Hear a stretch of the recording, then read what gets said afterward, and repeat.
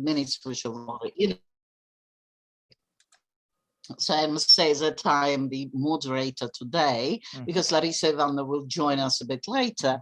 And I would like to not to introduce Michael. I think no need to reintroduce Michael, because I wonder whether just Michael, you should start learning Ukrainian now. Maybe I should. Maybe I should. Yeah, definitely. I'll have to come back. Definitely. And we are already in anticipation of that. But I would like to say that today we have the final lecture out of the cycle, in anticipation of joy. Then when joy comes, Michael comes to Kyiv, and we have something joyful again. Maybe in anticipation of some other joy. But today we have a lecture that differs in its line from the three previous ones. But I hope it has something in common, like language, rhetoric, cognition, and emotion. All of these things have been in the previous, or were in the previous lectures. They will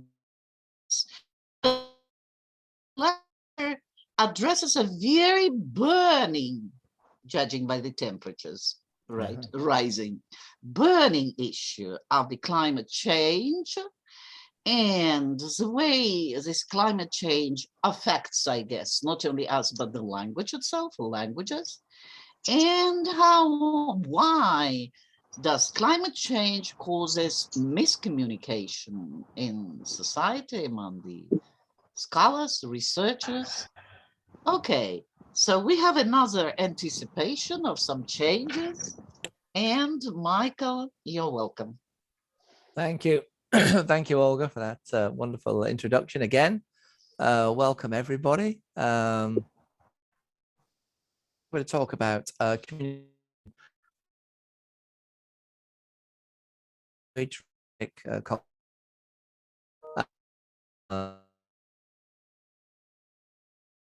Language and rhetoric, you can do research in all kinds of areas, and this is another area I do a little bit of research on with other people.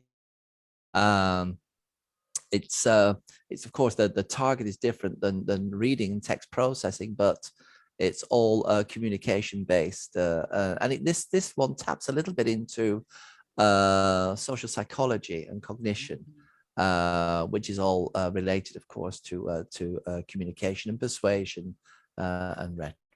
So I hope you enjoy it. It's the greatest challenge of our time. It doesn't seem so for people from Ukraine at the moment, of course, but when things calm down, and they will, because let's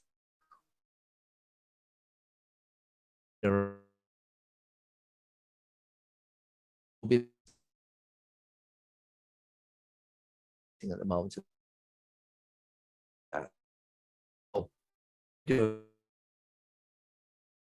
Said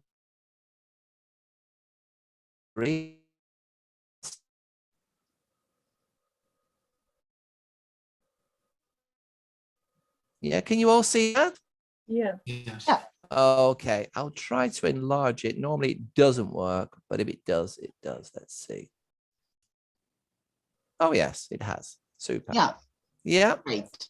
Okay, so the title is Language and Miscommunication, about the climate change. So I'm going to talk about what's going wrong and why it's going wrong and how it can be done properly. So this to be struck. There's going to be ample climate communication failure, how we humans process information. Then I'm going to look at the concept of fear appeals, which are used usually by governments and organizations, and the pros and cons of those. Then I'm going to talk about the notion of how to frame and reframe, and in doing so, highlight the positives. And then at the end, we'll have lots of time for questions and answers, and maybe you can tap into some of the things that have come up in previous lectures as well. Okay? So, here is my claim. Climate change is a very serious and real problem. You know, I'm not a climate change denier or anything like that. I really think it's a real problem. But I do believe that it's currently far too often being miscommunicated. So how? Well, down this path to a certain extent, and I advise anybody who's interested to read this. It's by a man called Per Epson Stoknes. He's Norwegian, I believe. What we think about when we try not to think about global warming. So it's a psychology book. He also talks a lot about not just global warming, but lots of other different things. And here are a couple of quotes that I've pulled out of his book. He says, the more facts that pile up about global warming, or indeed about anything, the greater the resistance to them that grows. He also says the trouble with mainstream conventional climate communication is that it rubs up against the psychology. Now, he doesn't go into how. That's what I want to try to develop in this lecture today. What could be going wrong? So let's have a look at some prime examples about communication failure when it comes to the climate.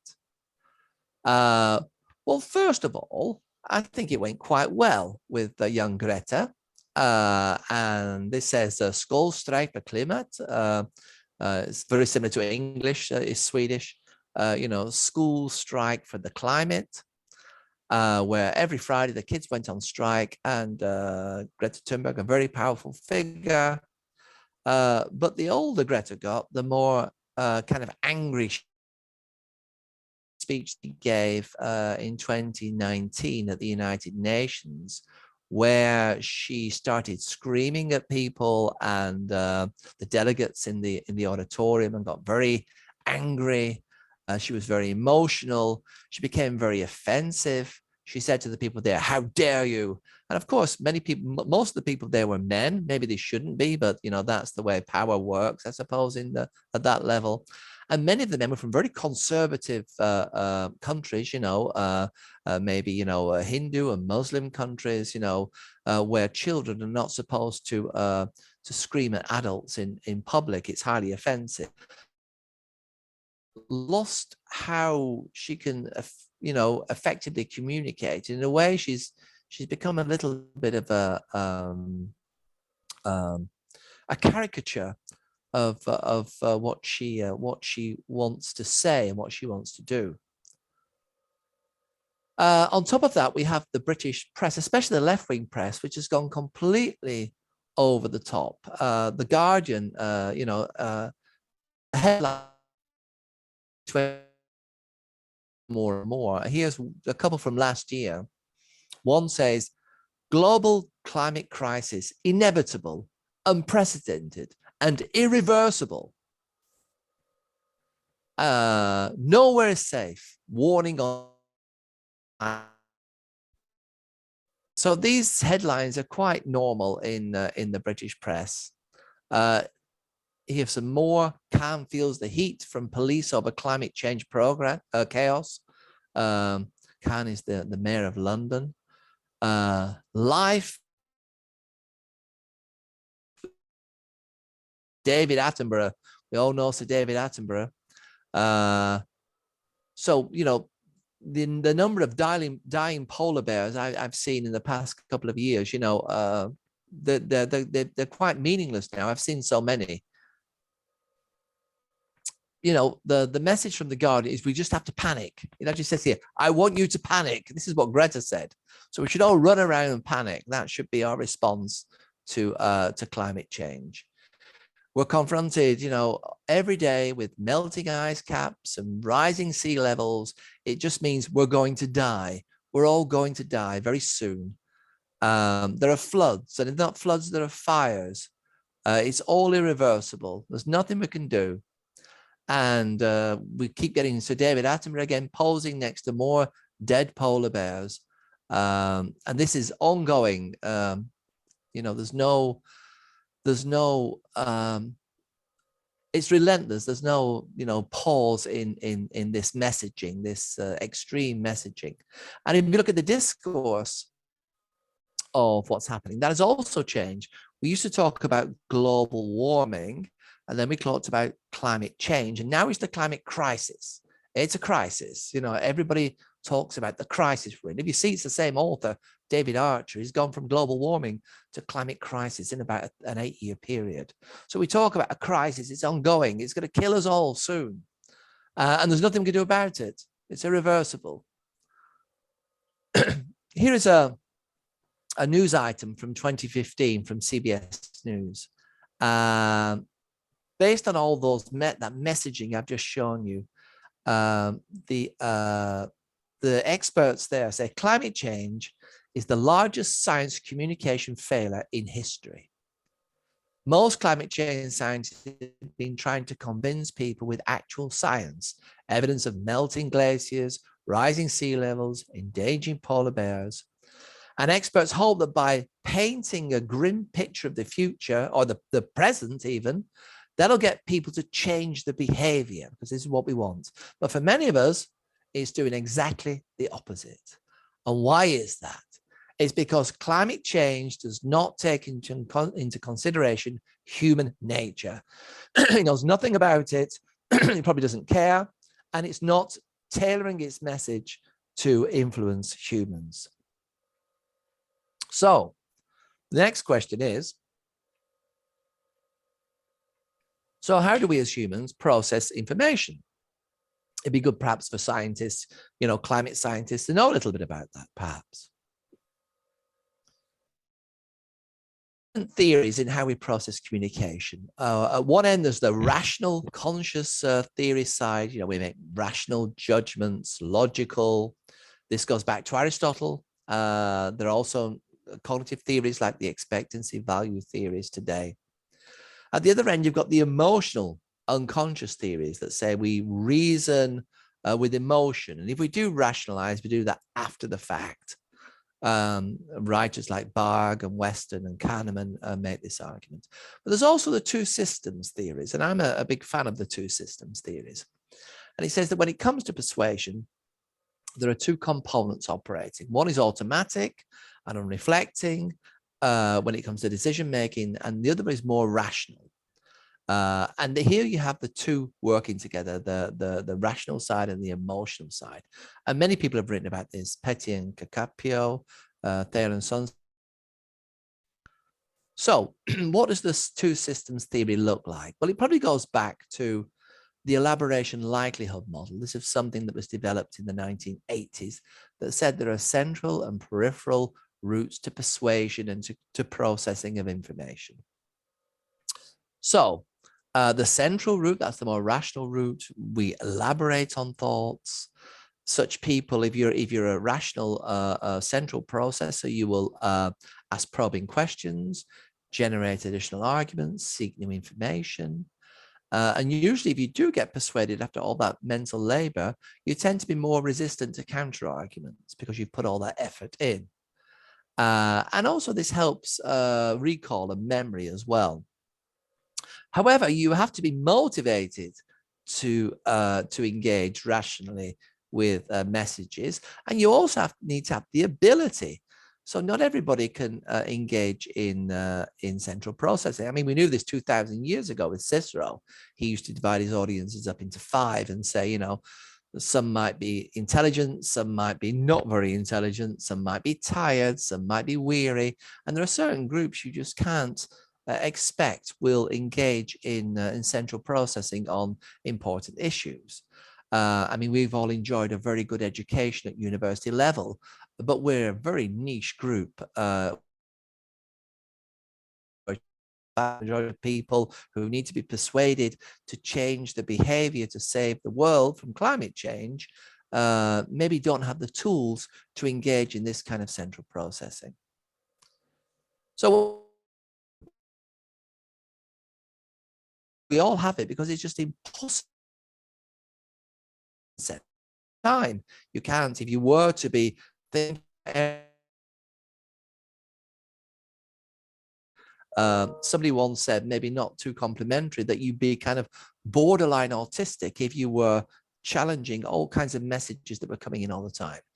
So we are peripheral processors anyhow. We use these cognitive shorthands, these heuristics, you know, And what it means is we're persuaded at a surface level an awful lot. So if we go shopping, we get a free gift. Oh, we're persuaded. Or there's somebody who's selling something who's good looking. We're persuaded. A celebrity is trying to sell something. We're persuaded. And there are also evolutionary advantages to peripheral processing. As somebody once said, our ancestors who were on the prairie in the days of large, saber-toothed tigers were probably peripheral on that fight or flight mechanism. If you're standing there while a large predator is charging towards you and you're trying to think, okay, what is this coming towards me? Oh yes, what does it want? Might it want this? Those people didn't survive. They were all eaten. It was the person who, immediately started running and climbed a very high tree and got a spear who probably survived. And that's peripheral processing. Now, what's important is central and peripheral processing are not mutually exclusive. They often work in combination. This idea of the elaboration likelihood model was expanded on by Kahneman in his book from about 10 years ago, Thinking Fast and Slow. I don't know if anybody's read this. It was very popular at the time. You saw it in all the airports, all the airport bookshops were selling this book for about 5, 6, 7 years. You can probably still buy it. He has very similar claims. He talks about system 1, which is based on intuition and instinct. It's unconscious, it's fast, it's associative. He calls it the automatic pilot. He said 95% of our brain operates in this emotive way. And then we've got the rational side. It takes slow, it takes effort, it's logical, it can be indecisive. He calls it lazy, but I disagree with that. So he's very much, Kahneman is very much has the idea that we are, primarily peripheral, instinctive, intuitive, emotive processors, and only a small part of our brain, if we have the motivation and the intelligence to do so, is the system 2 rational thinking. So this is, a lot of social scientists, cognitive scientists agree on roughly this divide. So how are humans persuaded? Well, we know that persuasion is about humans communicating. It's about attempting to persuade others. And basically you are looking to change their behaviors and their actions. So social psychology will say that individuals, we have 2 very strong building blocks. On the one hand, you've got beliefs, and on the other hand, you've got values. And we get these from our parents and the societies we grow up in. And these beliefs and values together lead to, attitudes. And those attitudes can eventually lead to behaviors. And that can be thinking in a different way, or thinking and acting in a different way. And of course, to persuade people of climate change and the need to change their behaviors, you need to know about their values and their beliefs and how those lead to their attitudes and how those can lead to behaviors. This is not something that people working in science and technology departments tend to think about an awful lot. You have persuasion, but you also have things called inducement and coercion. So inducement is you pay people to change their ways. So for example, here in the Netherlands, they're talking about us all changing, going off gas and going onto warm pumps for our central heating by 2025. It's going to cost everybody about 60,000 euros each. We don't know how we're going to pay for it. They could come with an inducement. They could say, we'll pay 95% if you do the other 5%. They haven't done that yet, but that's one way. That's not pure persuasion. And also coercion is the threat of force or force itself. That's not persuasion. Persuasion should be verbal and should give people choices. So the idea of persuasion by degrees is also important and adapting to different audiences. So researchers tend to relate persuasion with attitude change, as I've said. And one really central book, and I don't think it's been really expanded on since, is Miller's book from the 1980s, when he talks about a threefold classification. And he says persuaders can either shape responses, they can reinforce responses, and sometimes they can change or make a change in a response. So what does all that mean? Well, response shaping occurs when people acquire new beliefs on controversial matters, or when they're socialized to learn a new attitude or acquire new values. Now, probably climate change needs to be aiming for this, shaping new responses. And there are all kinds of strategies you can take in order to shape responses, depending on the individuals, of course, because you've got to tailor everything. Then there's the idea of response reinforcing. Well, that's something where it involves strengthening currently held convictions and beliefs and making those more resilient to change. And maybe advertisers do this if they want you to keep buying a certain product, or political parties will do this if they want you to keep voting for that party. So this is not really relevant to our topic today. And another important thing is response changing. The idea that somebody changes from A to B overnight is preposterous, really. It never happens. It happens in the Bible, I suppose, with St. Paul on the road to Damascus, but that's about it. Because people have these beliefs and these values, wholesale overnight changes just don't occur. You know, you've got to persuade people in, you've got to shape the responses, persuade them very slowly, a bit at a time. One, you know, this idea of a one message is going to get them to change is nonsensical. And there are lots and lots of studies in social psychology and cognitive psychology that have shown this. So what about the role of emotion in persuasion? There's the idea of confirmatory biases. This is popular in psychology. When people are faced with evidence which goes against what you believe in, they sometimes seek confirmatory evidence in favor of prior beliefs. So if somebody says, using too much, putting your central heating on is bad for the environment if you have it above, I don't know, 20 degrees in the winter, they will find some little bit of evidence that they've heard from somebody somewhere, it could even be fake news, and they'll use that to persuade themselves against this evidence. Humans do that. We look for that all the time. It's how we're made, unfortunately. That's how we're made up. But that's what we do. You see it with the corona crisis, where people were looking for all kinds of little things to say that, oh, it doesn't exist. No, it's been made up. It doesn't exist. So this is what we do as humans, especially if we're not highly educated. We look for these confirmatory biases, and they really reinforce our position. Now, these biases are located in emotive areas of the brain, not the rational areas. So emotion almost always trumps reason when it comes to individuals who are not able to engage in central processing. And even there have been studies with really well-reasoned rebuttals of a position, they're just ignored.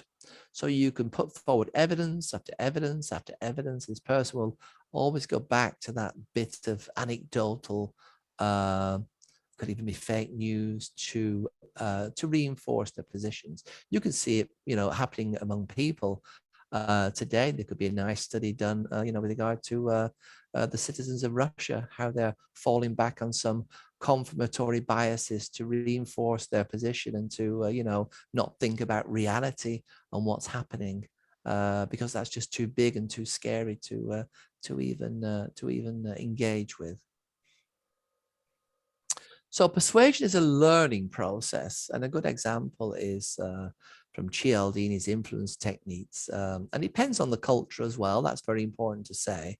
So, people acquire new information, they get incentives to act, they make favorable associations. So if you go into a cheese shop here in the Netherlands, they'll offer you some cheese, free cheese, in the hope you might then make a purchase. Oddly enough, people tend not to in the Netherlands. People would in the UK. If you offer them something, they feel obliged to buy something back. So you need to know about the culture and how you can use, positive reinforcements to get people to make particular behaviors. And these here are purchasing behaviors, but we're also talking about behaviors when we want people to change the way they live in order to have a better future with a better climate. So What are fear appeals and how do they work? Because we see a lot of fear appeals. Those headlines we saw in The Guardian were essentially fear appeals. You know, the images of cities burning down, forests, rising sea levels, floods. These are all fear appeals. Well, fear appeals are messages that try to persuade people about the potential harm that may happen to them if they do not accept the message's recommendations. Message targeting is crucial. You know, if you're launching a drink driving campaign, you shouldn't be targeting people who don't have a driving license. There was a breast cancer campaign that was also targeted at men. You know, so you've got to know who you're targeting and make sure it's refined. So what they've learned in obviously is simply frightening people is not effective at all. Frightening people does not work. You need to be instructed as to what to do, how to act. It needs to be followed up. Now, we have negative fear appeals and positive fear appeals. So what are fear appeals? How do they work? Well, this is just a bit of a negative fear appeal, you know, turn to Jesus or burn in hell. This is a demonstration in the United States. I don't think many people are going to be turning to Jesus based on that threat of burning in hell. It's just not believable. They were quite effective in the British Brexit campaign, especially the UKIP party, which is a right-wing party, with campaigns like this. 26 million people in Europe are looking for your work, and whose jobs are they after? Question mark. Immigration is 3 times higher than the Conservatives, the Tories promised. Vote for UKIP, the only party to reduce immigration. So the threats, people are coming, usually French people, and they're going to take your jobs, you know. So this is the threat, the fear. And for Brexit, you know, we send 350 million a week to the EU. Let's fund our National Health Service instead. Let's vote leave and take back control. Again, this fear that we're giving all this money away and we need to be spending it on ourselves. This, you know, constant fear appeals. You see them also in things like life insurance. You know, I like this. Oh, this one's from America. This little girl bending over the grave that just says "Father" on it, and the line is, "If you died today, who would take care of your family?" You know, oh my goodness, you know.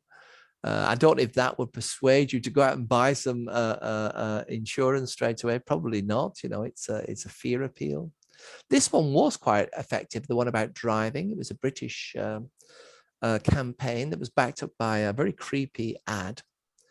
And basically, it was a dead child who'd been killed in a road accident saying, you know, if you hit me at 30 miles per hour, I've got an 80% chance of surviving. But if you hit me at 48 miles per hour, there's a 70% chance that I'll die. So this one was quite successful, having said that they don't usually work.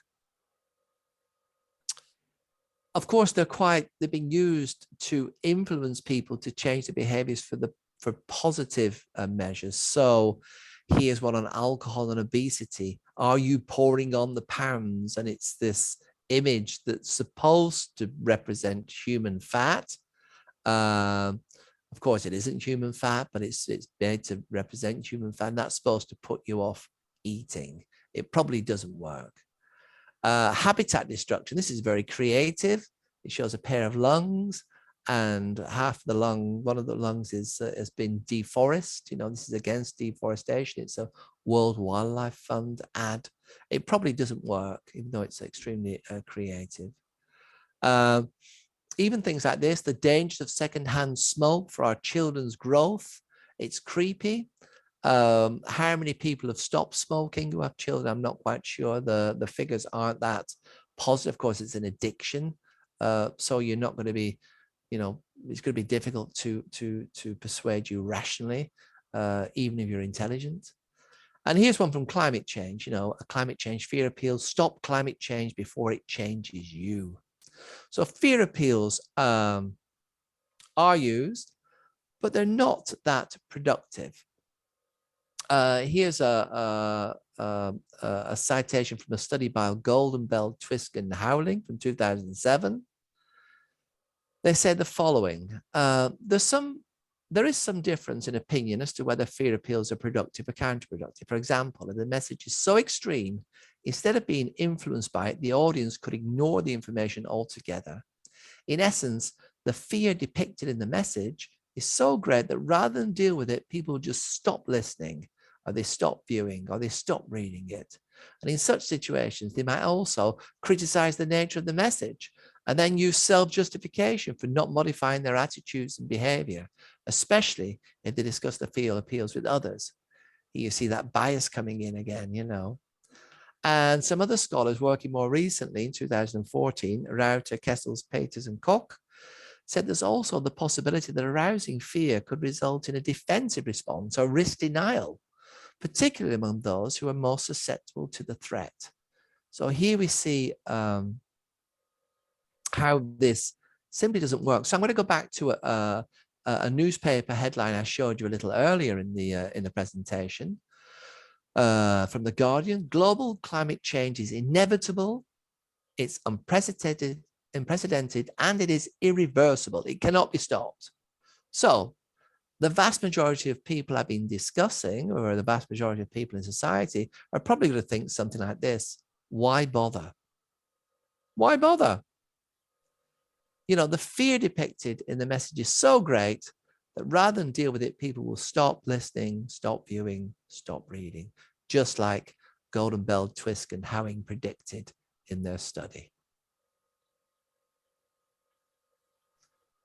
So, are fear appeals productive or counterproductive? Tannenbaum et al. In their study in 2015 have said fear alone does not change behavior.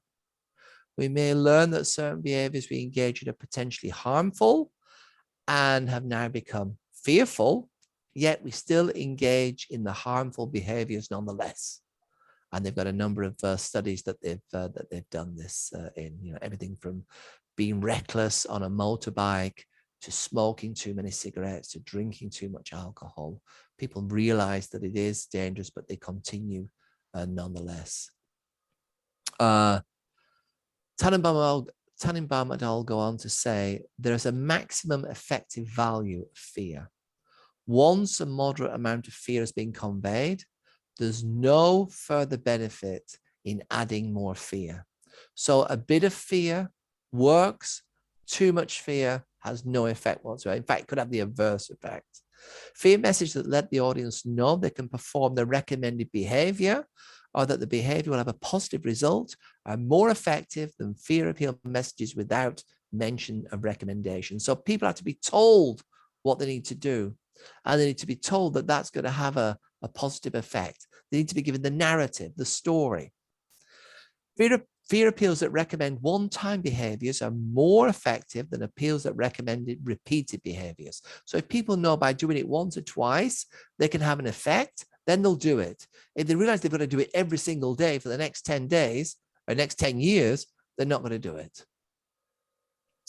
And fear appeals are more effective for women because in these studies, women have seemed to be more prevention focused than men are.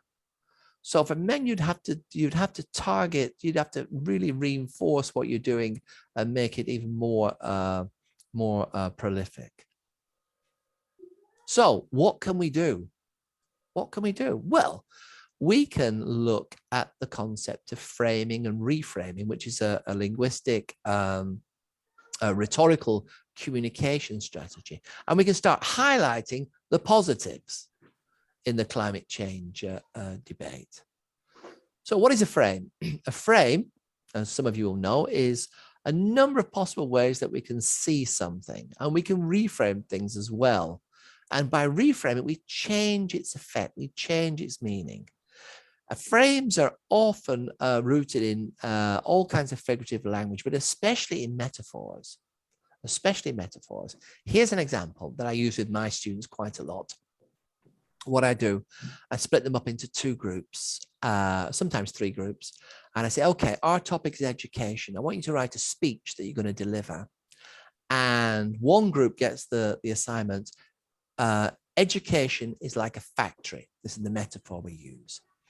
And they have to find as many words in semantic fields that will reinforce that that metaphor.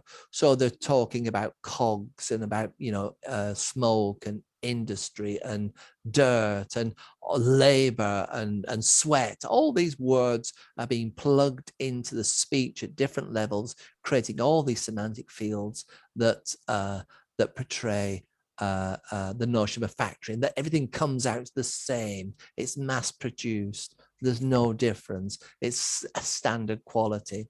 You know, these, the next group, I say, you're going to argue that education is like a garden. So the flourishing metaphors are used. They're pulling in things like, you know, seed beds and flowers and blooming and orchards and the benefits and the diversity and how you have to nourish in order to get something out. And they're putting in all these different semantic fields supporting these metaphors. And the third group will do something like a roller coaster, where it has ups and downs, you know, and again, they're looking for language to support that particular metaphor. And what we saw is when they actually deliver the speech, if I talk about, or anybody talks about education as being like a factory, because you're putting in all these words, you restrict your listeners from thinking about education in a different way, unless they're central processors and they're questioning what you say and generating arguments. But of course, the vast majority won't be, because it's also a lot of cognitive effort. It's the same with a garden. So you can, by using language and by framing, you can get people to think in certain ways. This can be misused by politicians, and it often is, but it can also be used productively as well and ethically. So this is framing. So an argument frame is debating one reality, but you see it differently. So, you know, some people see the glass being half empty, some see it as being half full. There are many examples in advertising. It uses the notion of framing ruthlessly. I mean, if you were to buy a spam blocker, which one of these would you buy? They're both the same price. Now, I think most of you would buy the one on the right that is 96% spam free, and not the one on the left, which only lets in 4% spam. Of course, they're both exactly the same. So if you were selling the one on the right, you probably get more chance of selling it than if you're selling the one on the left. So you reframe your language. You talk about the positives. You don't talk about, you know, the spam coming through. You don't talk about the dead polar bears, as it were. Okay. Here's another example that Kahneman uses in one of his studies, the framing effect. You know, do you want to buy frozen yogurt that's 80% fat-free? Or do you want to buy frozen yogurt that's got 20% fat? Well, you're probably going to have to consider, they're both exactly the same, of course. If you want to sell this stuff, you probably go for the one on the right rather than the one on the left. It's about how you present things. Remember, we're peripheral processors. We don't realize that these are exactly the same. We don't do that cognitive rational work to work it out. We just go with our gut instinct and our emotional brain most of the times. You know, and here's an example about choosing the right frame. It's about morals and values in politics. If you look at the two main American political parties, the Republicans, they value things like, you know, in-group loyalty, respect for authority, purity, etc. If you look at the Democrats, they value things like fairness and reciprocity and doing no harm in determining what's moral, etc. So with this knowledge, if you're a Democrat and you're trying to persuade a Republican about environmental issues, you've got two choices. You can either take route A and talk about pollution wreaking havoc on the environment, which will have very little effect, or you can talk about the importance of keeping our forests and our water and our environment pure. And in giving it that positive frame, you're tapping in to values that Republicans respect, like purity, like conservatism, so it's just a question of reframing often. One very important thing is remember that culture matters. You need to know your audience. There's not a one hit wonder for all cultures. You really need to know what makes a certain culture tick. So it's not just a neurobiological thing at all or a cognitive thing. It's a culturally cognitive thing. So you need to know, this is a book I teach from, and of course, one of my courses, a comparative rhetoric. Okay, so let's come back to our topic, reframing climate change, the positive. So we're not going to talk anymore about fires or floods or melting ice caps or dead polar bears. All that's history. Okay, we're going to talk about the benefits of renewable energy. And here's a document that was published in 2017, 5 years ago. There's some examples of realities that we can talk about. We should talk about a greener, brighter future. Okay, it's not just around the corner. It might be 20 years down the line. We may have to use a lot of nuclear power to get to it, but there is a greener, brighter future. Now, it saves you money. Surely everybody's interested in that. Renewable energy is not only good for the environment, but it's also good for our budgets. It will save us money. Money we can spend on the things we like for ourselves and our loved ones. Like I said, we're not there yet, but I'm sure a lot of very clever economists and climate scientists can work out when this would start to save us money. It's in the foreseeable future. It generates jobs and has other economic benefits. Compared with fossil fuel technologies, which are typically, mechanized and capital intensive, renewable energy industry is often more labor intensive. It means there are going to be more jobs in the future. There's going to be more labor needed, more, hand picking and things like that. Less industrialization. There's going to be more jobs.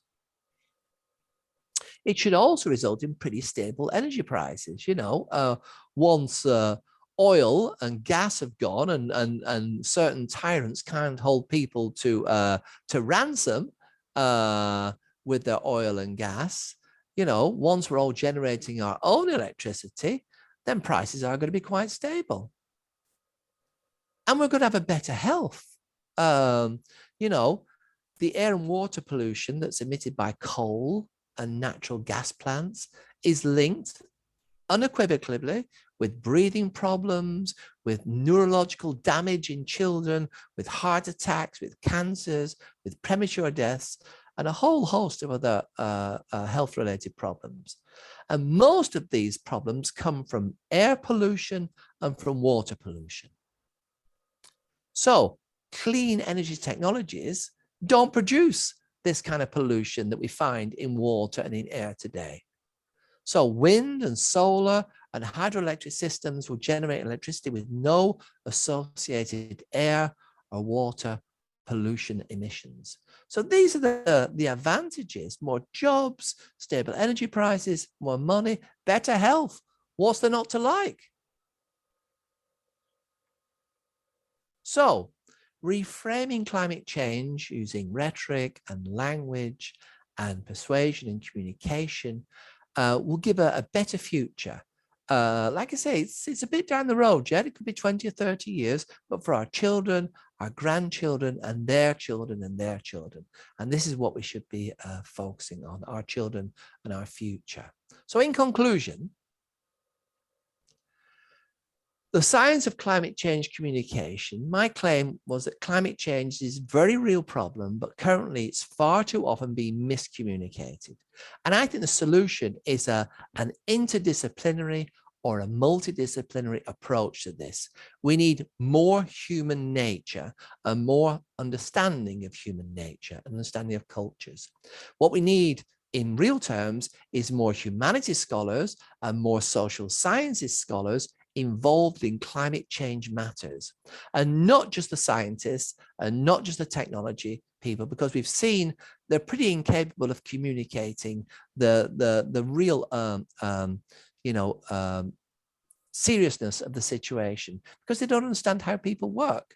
And that's logical because they're not in the social sciences or the humanities. Back to this book by Per Epson Stocknes.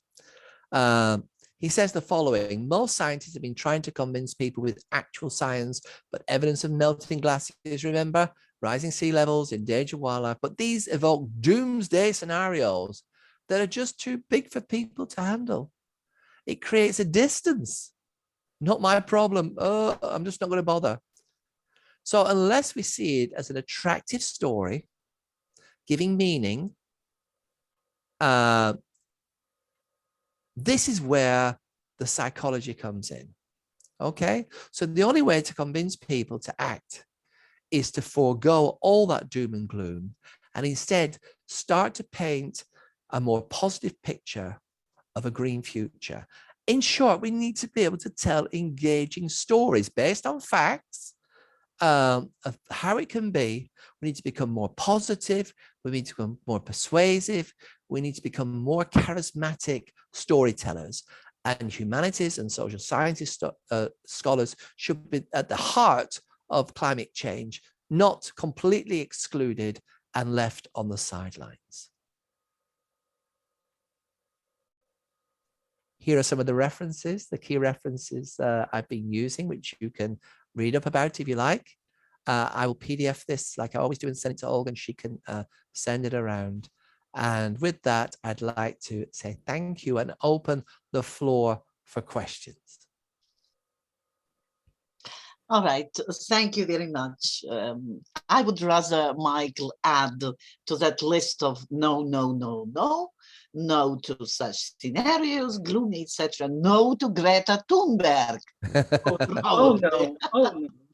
Well, I think Greta has she's been very influential and she's been very good, but I don't think she's working anymore. Maybe when she's older and she becomes maybe a lobbyist for green energy and she's communicating with influential politicians, you know, behind closed doors in bars, that's where she may be effective again, I think. Okay, so dear all, your questions. I have quite a few of them, but I give the chance for you to satisfy your curiosity. So you're welcome. Aha, Artur Grantovich, you're most welcome. Yeah, thank you very much. Thank you, Michael, for a very interesting lecture. You're welcome. So more and more people today, I presume, are worried about climate change than ever before. So from 2010 up to nowadays, the proportion of people who said they were worried by global warming nearly tripled. So the question arises here is, what makes climate change communication effective? To my mind, there might be some aspects for climate science information to be fully accepted by the audience. So this is the communication with appropriate language, using metaphor, analogs, etc., or balance with scientific information.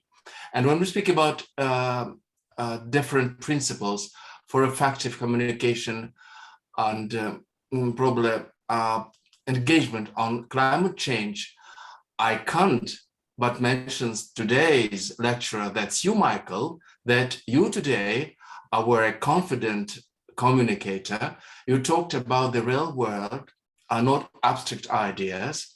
You connected with what matters to us, that is your audience. And nevertheless, my question is, what is the best way to talk about climate change? Or how can we effectively communicate environmental issues? Well, the questions are similar to my mind. Thank you. Yes, thank you for that. Many of the points you made, I agree with, absolutely.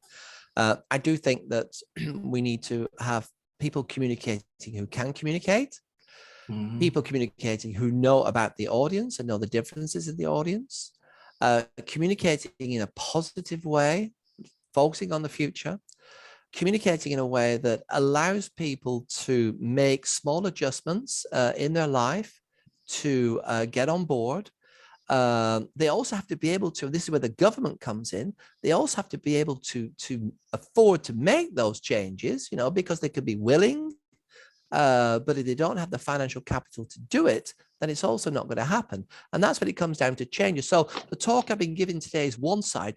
Governments also have to act. They really do. I'll give you one example.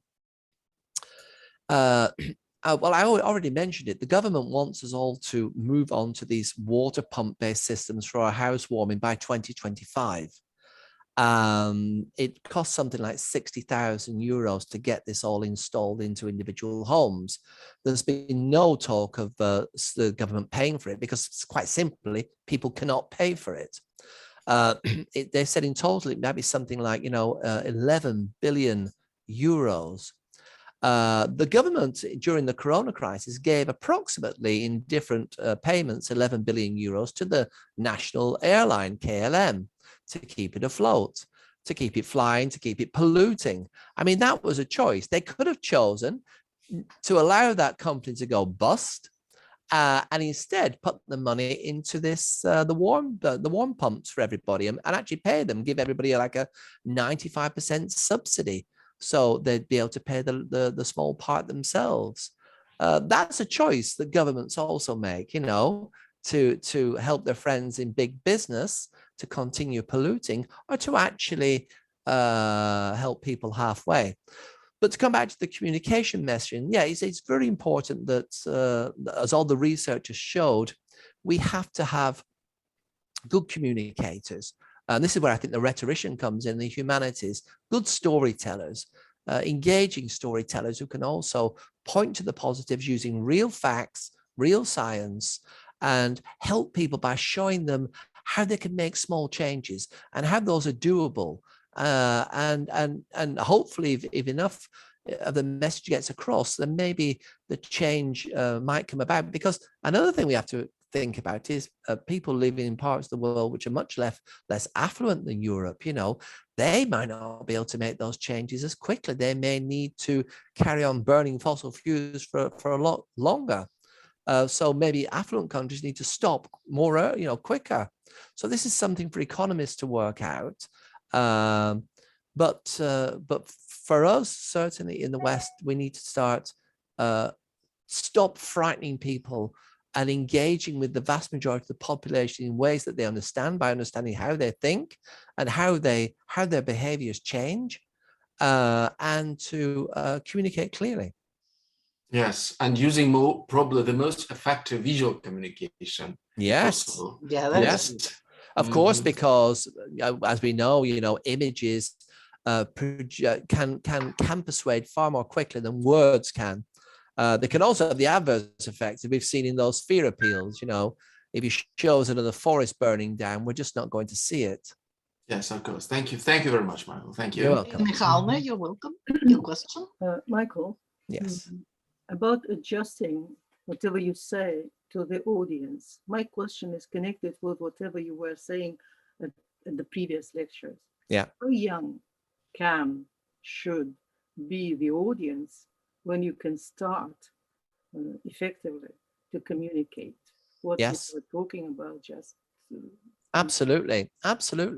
You make a good point. When I said I was in Bologna last week, and I gave a lecture, and there was a PhD student who was doing her project on children's literature, and it turned out she was doing it on climate change in children's literature. How young?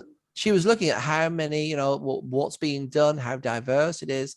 And to be honest, I don't know many people who are doing that kind of research. And that's perhaps something that has gotten a little bit lost.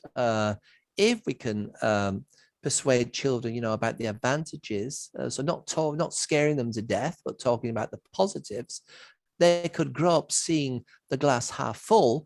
And even though it's a little bit of maybe financial pain now in the coming 20 years to make this transition, if the government assists us, then we should all be able to get there. And yeah, I think we should start young, absolutely. And not in the sense of screaming at older people saying, you're the polluters, you've destroyed our earth. That's just so counterproductive. You can't, get somebody to work with you when you insult them.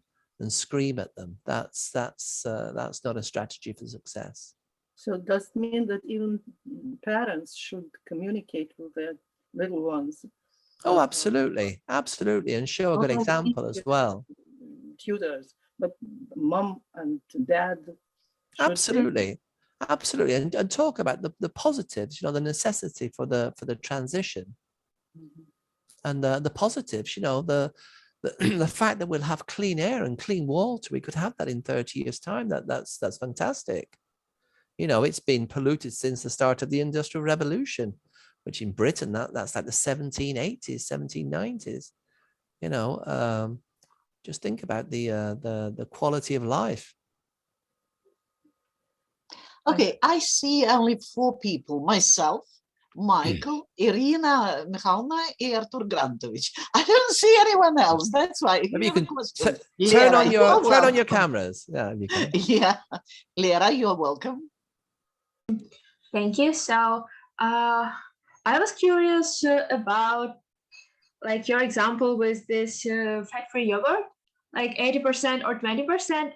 And I was actually thinking, I dare to disagree that the vast majority of people would buy this 80% fat-free yogurt because, for example, it's rather the strength of the habit, so to speak, because you usually see like a low number, meaning like only 10% fat, and your brain kind of like, it's kind of a habit that the less, the better.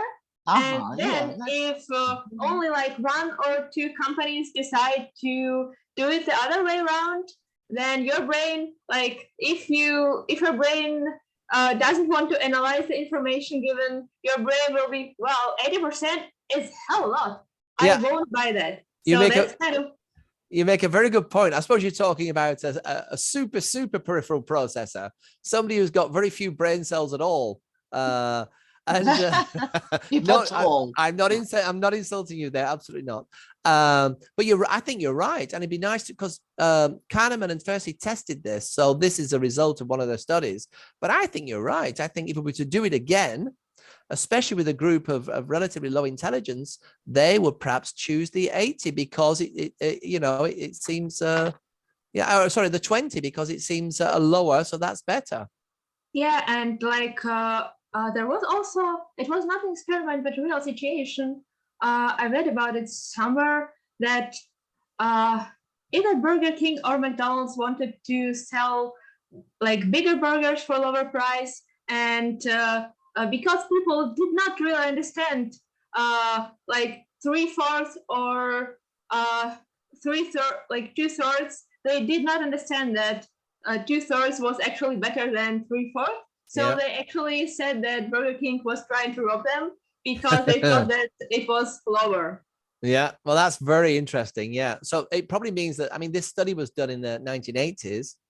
Maybe now people have got even less intelligence across the board, and they're even more susceptible to peripheral processing. And that number of 5% who can engage in rational processing, maybe that's much lower. It is. I mean, I observed things in the United States as well when I first went there that really surprised me with regard to advertising and food. Just very briefly, the first was adverts for burgers, hamburgers. They've got lots of different chains there, not just Burger King and McDonald's. And the gist of the ad was you had to buy a hamburger that was this big, and you weren't given any cutlery. You had to try and eat it, and you couldn't eat it. It just collapsed and fell everywhere.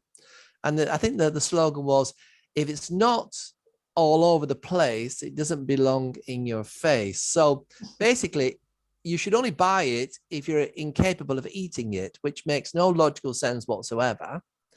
And another one was in a Taco Bell, but they also have it in the McDonald's. They have 3 different sizes of containers for drinks. One that was like enormous, like 2 liter. That was the smallest one. Another one was about 4 liter, and then a bucket, which must have had about 8 liters in. And you had free refills at the back. So I thought everybody's going to buy the smallest, which itself was enormous, and get free refills because they're free, you know.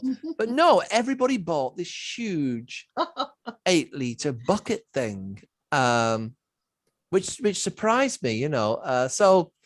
Yeah, it just goes to show intelligence is not everywhere.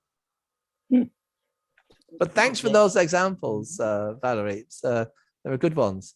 Be good to test that again. As for the third alternative, I mean, just this quantity numbers or numbers for frozen yogurt. I'm the third alternative because I won't buy it in any case. I don't like frozen yogurt at all.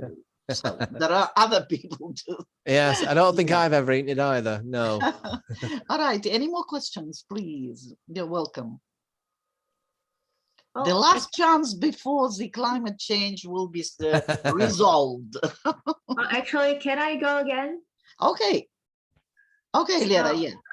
I was also thinking about like this. I think it depends on the culture, how you should bring these ideas over to them, because like in a very certain aspect, in the aspect of, for example, in the Soviet Union, people were people were constantly told that they cannot make any difference by themselves. Only like, yeah, how do you know what people were in the Soviet Union? I just heard. I have read. Okay. So my point is kind of like a collective cultures tend to have people not perceiving themselves as being able to make the difference by themselves, like any difference at all. So, for example, I actually see it like when I compare my peers, because I'm like 23, so my generation and even the younger generation, to some people like 50, 60, even 40 actually in Ukraine, because these are like people affected by the Soviet culture. And like there is much more initiative even in the question of climate change. So because younger people actually believe that they can make a difference by themselves. For example, even if we see Greta Thunberg, she actually went by herself because she believed that she by herself can make a difference.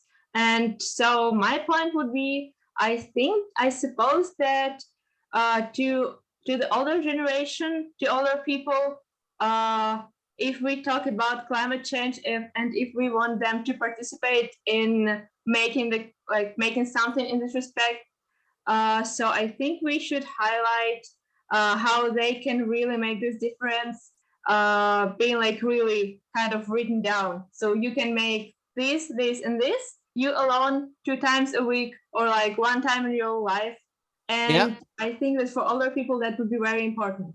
Yeah, exactly. Well, it ties into those recommendations that you should highlight the positives, make sure it's something small that somebody can do, and that it's not very repetitive. They don't have to do it all the time, and then people can do it.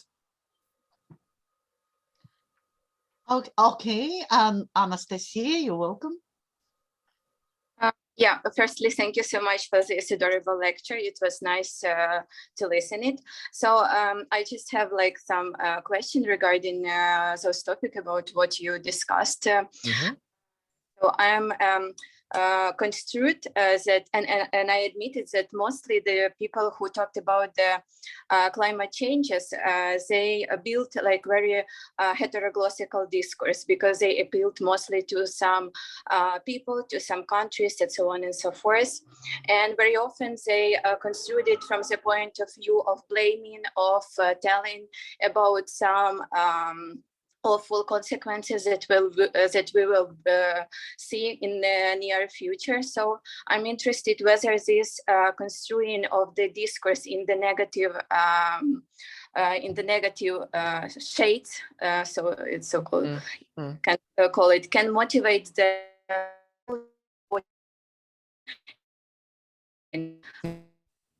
So yeah, thank you. It's a question. I think some people being negative, but more and more because of how humans work, you know, we're being encouraged to talk about the positives and not just talk about the negatives. I mean, because there are a lot of facts out there that just blow the negatives out. For example, there are more polar bears around now than there have been in decades. You know, that's just the doom scenario. Of course, the habitat is getting smaller because the ice caps are melting, but they're just coming into towns and they're just living in towns. I'm sure, you know, I'm sure it's happening in, like, you know, northern Siberia. You know, they're just taking over town. There are loads of them. They're everywhere. You know,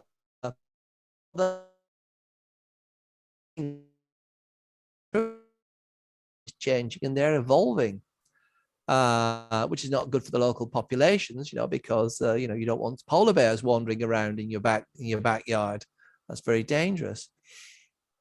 So yeah, I'm pretty sure that you know, as you said, we have to take the groups into consideration, look at what their needs are, look at consider their values and their beliefs and how they lead to behaviors, and try to envision small changes based on positive communication.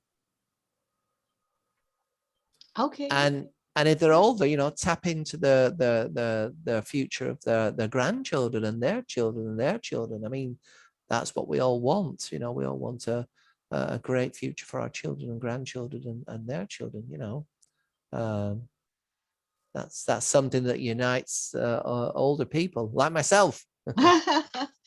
Before you think of any other questions, I would like to say that I have quite a few questions, but I would like to start with saying that Michael sort of cheated me a little bit because he said he promised he wouldn't speak about British scholars or scientists, but he spoke about the British mass media at the beginning. So British are there with us, frightening us. Okay, and my question is, what is the correlation between whether positive or negative motivation and persuasion and manipulation? Yeah, I think that it's a good question. I suppose ethics comes into it, doesn't it? You know, and then you're down to, you know, that old dichotomy between, you know, a universalist position on something's either good or bad, or a utilitarian, you know, that it's that depends on the goal. You know, does the message does the means, you know, support the goal really?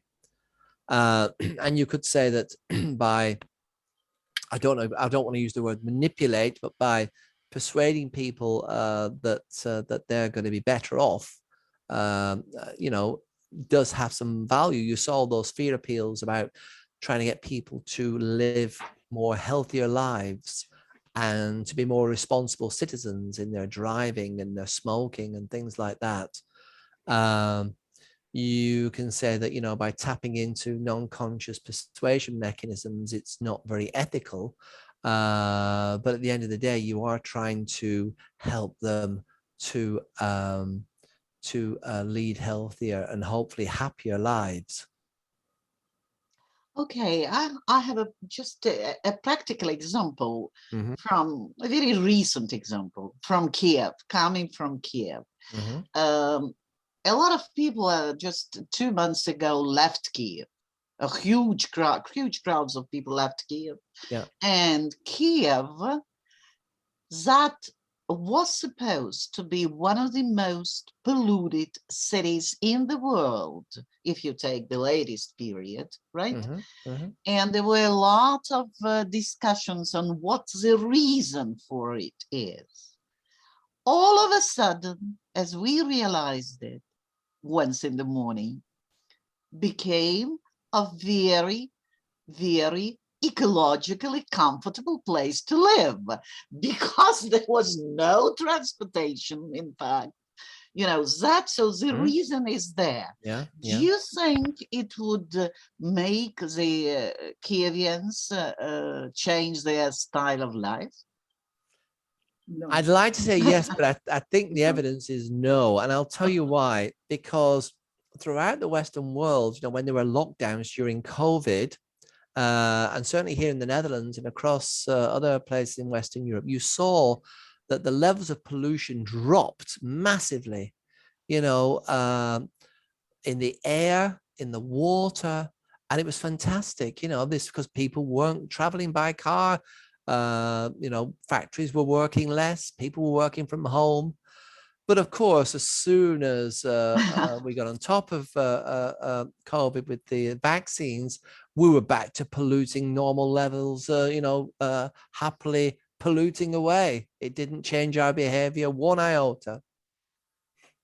So what should be done then? I know what should be done. You know? People, yeah, people should stop driving benzene and should use electricity.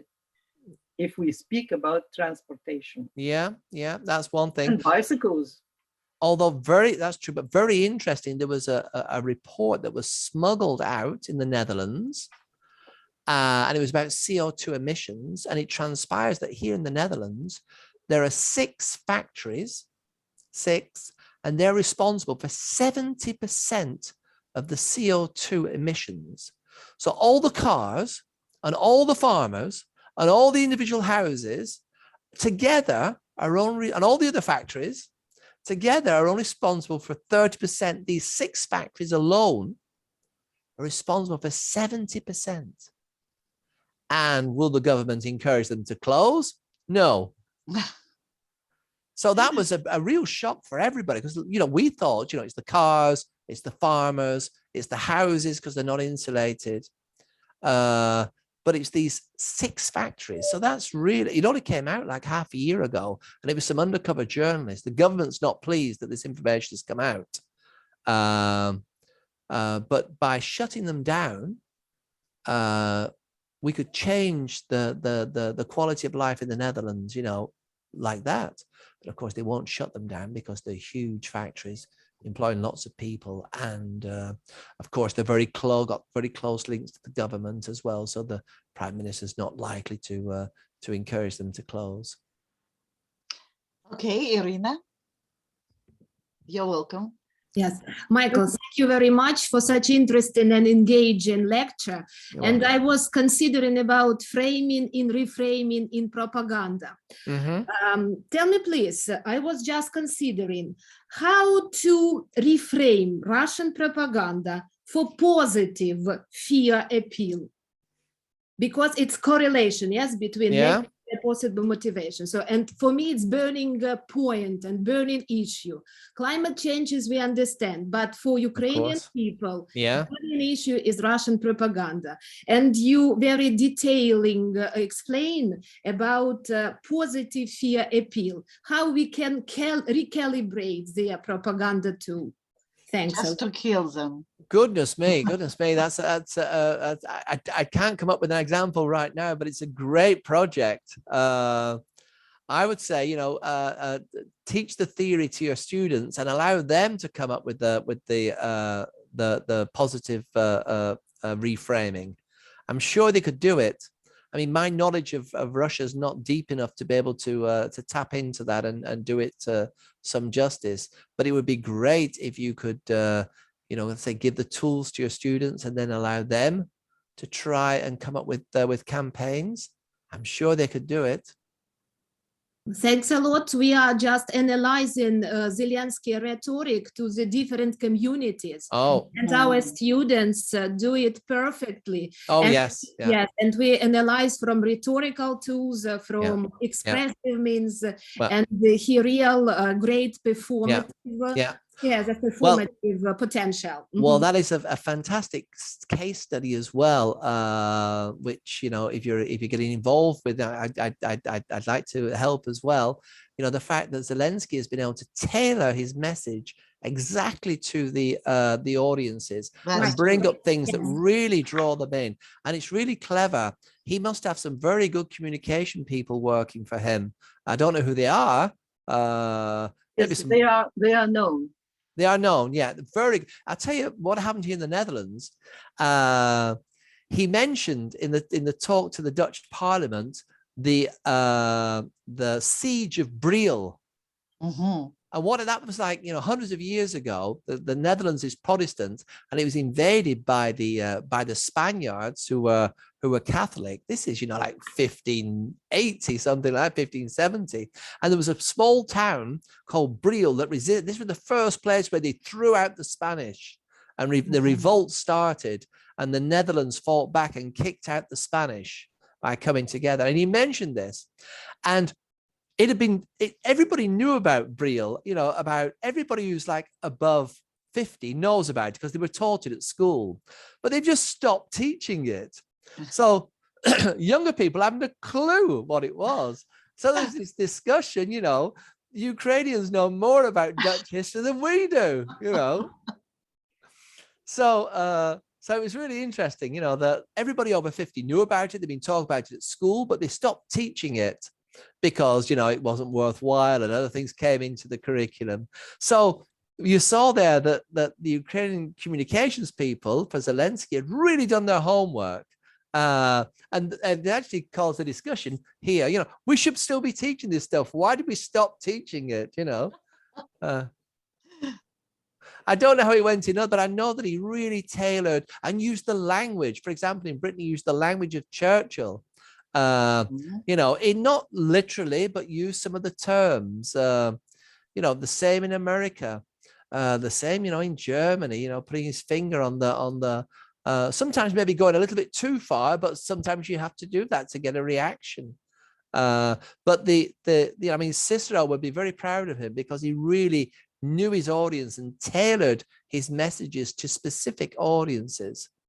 And how those, for example, communication experts got that information on the Netherlands. I wanted to check, is it on Wikipedia, because they didn't have much time. They only had like 24 hours, 48 hours, because he was doing one every other day, wasn't he?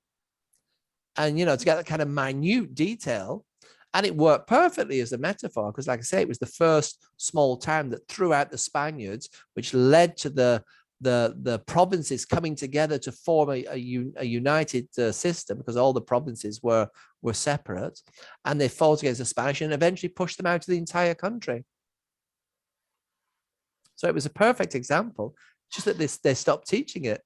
Do you think, Michael, that it is done now on the unprecedented level? Can you think of any other figure, political figure, under any circumstances, who made such appeals on such a level? Maybe Churchill? No, what Churchill spoke to his own people. Exactly. Yeah. Zelensky is talking to all sorts of people. Yeah. Well, what Churchill tried to do, he tried to get the Americans to come into the war. Because, of course, the British were against the Nazis, and the Soviets had sided with the Nazis by that time. For like 2 years, they were on their own, and they hadn't really armed for the Second World War. So they were trying to play catch up as well. And Churchill tried to draw the Americans in. Of course, he wasn't successful. They only joined at the end of 1941 because the Japanese bombed Pearl Harbor. Maybe they would never have joined.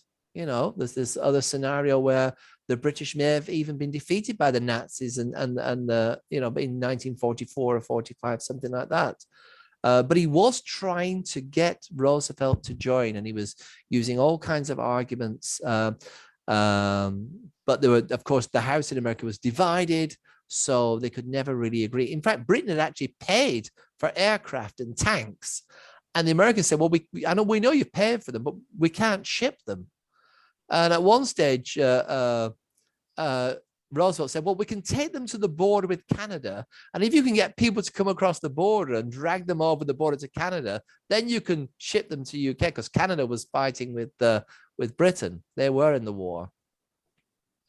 Okay, Lera, is it your old hand or it's a new hand? It's a new one. A new hand, okay. Very good. Okay. My question is, for example, perfectly, you have analyzed, as far as I understand, at least at your personal level, how Zelensky really targeted his audiences. So how he really talked about things in the way the audience would perceive the best. So my question is, in like how much knowing and being aware of these like not tricks, but still these figures, these rhetoric figures reduces their efficiency. So if you know that he uses some, for example, positive reinforcement on like such things. Yeah. I know that, but I mean, the other people receiving those messages don't know that because they're not, rhetoric and communication experts. But I'm sure it works because it makes people feel good, about themselves. He made the Netherlands feel good about itself. And by making people feel good about yourself, they're more inclined to help you. It's that basic. Same with the Americans. Maybe had a different strategy with the Germans. Because they needed a little bit of prodding into coming out of their shell, out of their bubble, and realizing the world has changed, which is of course difficult for Germans. But so yeah, his communications people did very well. I haven't analyzed it. I've just noticed. I've listened to the speeches and thought, oh, that's what. Oh, very clever. Yeah, well done. Oh, goodness me, he must have good people working for him because they're always targeted at the audience. It's never a warm. It's never a come and help us. We need your help. Help us now. No, it's really going into the needs and the values and the beliefs. Remember, the values and beliefs of the individual audiences, the individual countries, the cultures as well, and then hoping that they'll lead to attitudes which will eventually lead to behaviors such as, for example, sending arms and support. Okay, I understand that we do not want to part with Michael in this virtual conversation and discussion, but still our time is, coming up to a certain virtual world tentative finish with a lot of joy being anticipated in future. That's why I would like to thank Michael for many, many things. First of all, for his suggestion, for his initiative to help us and to bring us joy, or at least give us that feeling of anticipating joy, which is really very important for us now, and especially like 3 months ago. Yeah. And I would like to thank Michael for choosing the topics that are really extremely interesting. And you know what? I think if you come back home and think again, or when you come back home, rather, well, you are home, in fact. I am home now, yes. All of us are home. So when you give a second thought to what problems Michael brought up, you would rather identify a much more important and much more significant and a wider perspective, because there are a lot of things here that have been intermingled, emotions, the way to address the audience, which sometimes is the best weapon, and the weapon of protection or weapon of attack or whatever. So many, many things that are really interesting, and I understand that they will be further elaborated by Michael himself and by us too. We'll think about them joyfully, of course, with our glass being half full, I think, right? Sure. And there is a joke about those glasses. They say that there are not two categories of people, but 3 categories of people thinking of a glass. Those thinking that a glass is empty, half empty, those thinking that it's half full, and realists that ask, and who would pay for all this? So let us take all these 3 perspectives together. I would like to thank Michael for that wonderful atmosphere of all these lectures, which we all felt, and thank you for immersing us into this wonderful atmosphere. And I hope we are all in the anticipation of the offline communication, wherever, any part of the world, and Kyiv in particular, not to say anything about Odessa. I think Odessa is also ready. Well, all right. Thank you very much, Michael. a lot of people wanted to send you their thanks too, because not everyone has had a chance to join us at this time. But I know that a lot of people followed your videos, and I hope that you are not only British plus Dutch, you're also just a little bit of Ukrainian now. And absolutely. Appreciate it very much. Absolutely, absolutely. Could I say it's been a real pleasure and a privilege to have had these discussions with you. I'm not going to call them lectures because they've been real discussions. Yeah.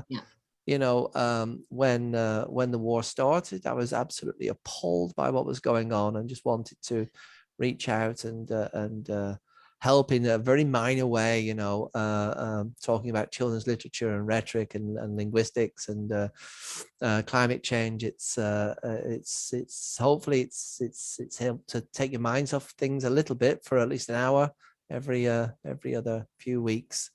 I've been amazed by the fantastic questions and the contributions which have made the sessions what they are really. I mean, my slides have just been prompts to discussion, and I feel like I've grown to know most of you, because you know the same faces come back every time and pose great questions. So it would indeed be lovely if at some stage we could all meet up in physically, either in Kyiv or in Odessa, and we could have a little conference or something like that. I should say, if anybody wants to reach out and send me an email, please do. Especially if people have posed so many questions, you've got some follow-up stuff, we can continue chatting. That'd be very nice.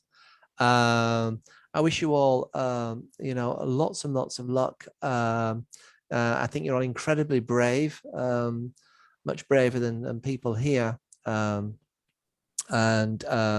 I am sure that this will come to an end. What's happening in Ukraine at the moment, somehow soon, and it will be a positive outcome, because you know the kind of aggression that's been shown, that can never win. That will lose in the long run. It has to, because that's not sustainable for humanity. So you know, they will lose in the long run, absolutely, and you will win. Thank you. Thanks everyone for joining us, for your reactions, for your questions, and thank you for such a generous gift and support in the form of these discussions. You're welcome. Thank you for inviting in the chat. It has been a pleasure and a privilege.